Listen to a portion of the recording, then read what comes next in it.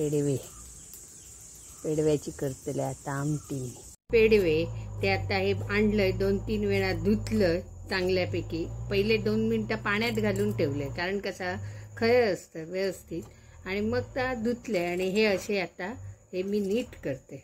पेडवे कसे धुतले नीट केले, खयचोय मासो आतला सगळा व्यवस्थित काढला की मासो चांगलं होता। माशाची आमटी किंवा माशाची तिखटाण ही चांगली येतात, एका हिवसपणा येणार नाही। आणि परत हे धुवून एवढ्यावर आम्ही मीठ लावून हे 15 मिनिटं आम्ही ठेवतो। ही आमच्या आईची पद्धत। हे बघा हे असे मी धुवून ठेवले, असा सगळा आतला काळा काढलेला असे या। आणि आता हे परत 2-3दा धुतलंय आणि ते का एवढा भरा अगदी मीठ लावतलंय आणि अर्धो 1 तास किंवा 15-1 मिनिटं ठेवतले आणि मग आमटी करतले। आणि ते मीठ लावलेलं आहे मी धुतय आणि मग त्याची आमटी करते। आज मी करतले पेडव्याची आमटी। त्याच्यासाठी लागणार आहे साहित्य हे 5 ते 6 तिरफळा, ही 2 चमचे धणे, ही चिंच, पण मी ही चिंच भिजत घालते। जरी एवढी घेतलं तरी आम्ही ही भिजत घालतो। चिंच भिजत घातल्यान तेका चांगलं कोळ काढतंय आणि आवश्यक तेवढी बघून तसा ती घालते।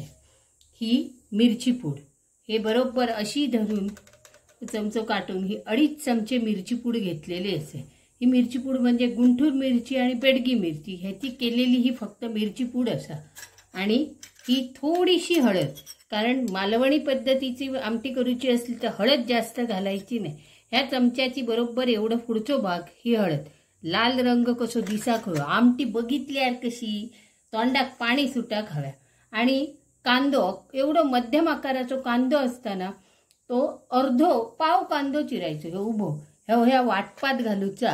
ह्या खोबरा बरोबर हे घेऊचा झाला आम्ही अंदाजान घेतो, पण आता सांगूचा म्हणजे ह्या चमचेचे 5 ते 6 चमचे घ्यायचे। जवळजवळ ही 5-1 माणसांका आमटी पुरता। व्यवस्थित पातळ नाही करणं हे का। आमची आमटी ही ज्याच्यात आहे पेडव्याची आमटी असल्यामुळे ह्या तिरफळीला ह्या साहित्य आता मी वाटतलं आणि तुमका मग पुढची रेसिपी। ही तिरफळाना मी पहिली अशी वेगळी वाटून घेतली मिक्सरात लावून।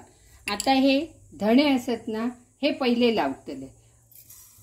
धणे बारीक झाले की नंतर मी ही मिरची पूड हळद पूड आणि चिंच अशी गोळी घेतले टाकवते। चिंच मुरडलंय मगाशी पाण्यात भिजत घातलेले, त्यातली आवश्यकतेनुसार थोडी अशी घालायची आणि बाकी ही अशीच एवढी ठेवून द्यायची। आपल्याक वाटला तर आपल्याक घालूक येतं, नाहीतर ती एकदम आंबटही होतं। आणि त्याच्याच बरोबर ही हळद पूड आणि ही मिरची पूड,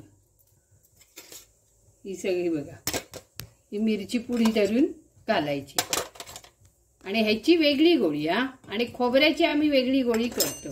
आता ह्याच्यात धणापूड असा, चिंच असा, हळद पूड असा आणि मिरची पूड आणि तिरफळ आम्ही वेगळी ठेवले, कारण ह्यात जर तिरफळ वाटला तर कडवट लागता।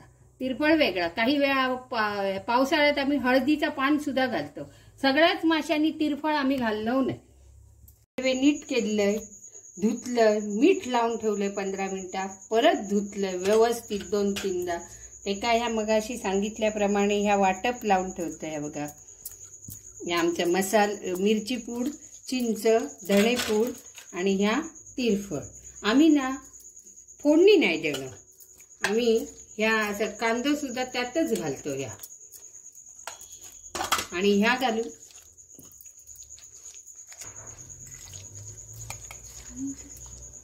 चिंच, मिरची पूड, धणे पूड, तिरफळ असा चांगला माशाक लावला आणि तो कांदो असा तो असा टोप तापलो आणि असा धरून गॅसवर ठेवला।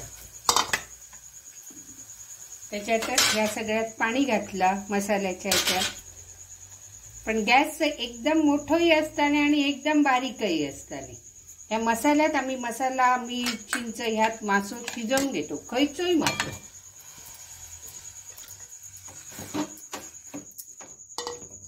माझी आजी तर अशी आजीच्या ह्या आमटी होती, अशी बोटान सगळं हलवी छान करी बघू काही ती गोरी गोरी पान बघू सुंदरच वाटा आणि तिच्या हातची माशाची आमटी सुंदर आणि तिच्याच पद्धतीने आईन केली आणि तीच पुढे आम्ही ही पद्धत चालू ठेवली.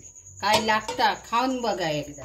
आणि ह्या जर मासे शिजले की मग आम्ही ह्या वाटप घालतलो. 2 मिनिटं लागतली मासे शिजायला, जास्तही शिजवायचे नाही आणि ह्यात चमचो घालून ढवळायचे नाही. माशात तुम्ही चमचो घातला की मासे फाटले.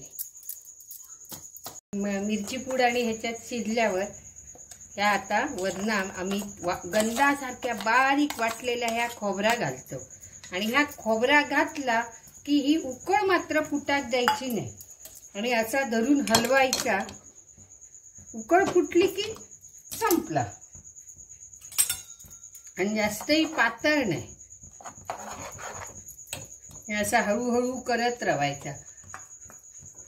खोबऱ्या मग ती फुटल्यासारखी होता आमटी आणि असं लाल कलर येऊ खो.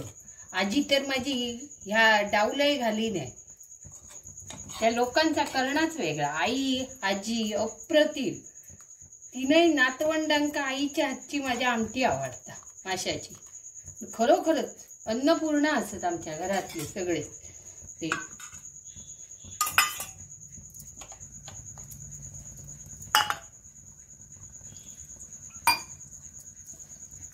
ही बघा ही अशी साईडने उकळ फुटता म्हणतात परत असा धरून ढवळायचा. कशा तर आपण खोबरा वरून वाटून घातलेला असता ना गंधासारख्या या खोक हव्या चालेल. माशाची आमटी होक वेळ लागणार नाही. तयारी आणि मासे नीट करूकच वेळ लागता.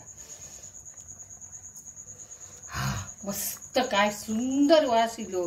आंबट तिखट पेडव्याची अशी आंबट तिखट आणि झणझणीत अशी छान होक होई. पण झणझणीत एकदमही नाही हा. आणि ही आवडली रेसिपी तर मग त्या एका लक्ष्मी चॅनेलला सबस्क्राईब करा, लाईक करा आणि शेअर करा. धन्यवाद.